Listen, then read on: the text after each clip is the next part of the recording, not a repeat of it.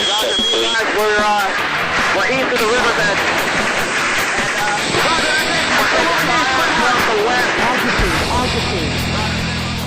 Hi, I'm Michael Janich. I'm the Special Projects Coordinator for the Spyderco Knife Company. I'd like to talk to you about one of the coolest knives that Spyderco makes. This is the Spyderco Assist.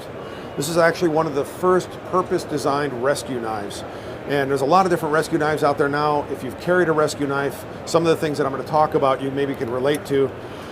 Start with the basics. First of all, as far as getting the knife open, we have the Spyderco hole, which is not only our trademark, but also the most user-friendly way of one-hand opening a knife. To make this even better when you're opening the knife wearing gloves, which a lot of first responders will do, we have what's called a Cobra hood. So this gives you an extra purchase as far as thumb opening, completely ambidextrous, accessible to both hands.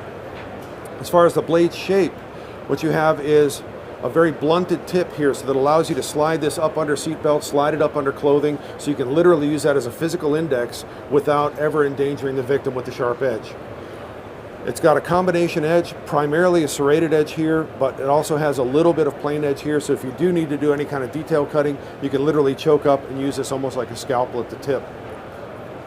When you close the knife, what's interesting about it, you see these finger grooves. They're designed to allow you to squeeze the knife in the closed position, and as I do, what you see is the carbide glass breaker extending from the butt of the handle. So when you release that pressure, that glass breaker is now concealed within the handle. If you've ever carried a fixed carbide glass breaker in a knife, tuck this in your pocket, you've probably donated blood in the process. By squeezing this, it's exposed, you can easily break a window. As soon as you release it, it's gone. And it's also completely replaceable. So if it should dull with use over time, you simply take off this handle panel and replace it, it's good to go. One of the other interesting things about this ability to squeeze the blade like this, it has a hesitation notch built into it. So when you open the blade about 45 degrees, it stays in that position. If you work with rope, this is 3/4 inch manila rope, something like this is pretty tough to cut. You could certainly use the traditional cutting method using the serrated edge, but what we do here is we actually place the rope into the finger groove this way, and now what you do is you scissor cut. Simply squeeze through that way and it zips right through the rope.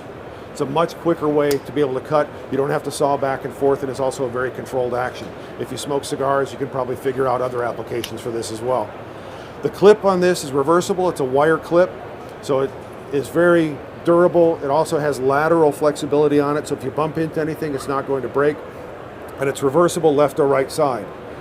The lock mechanism on this is a back lock mechanism, or what's sometimes called a rocker lock. So you squeeze this down to release it.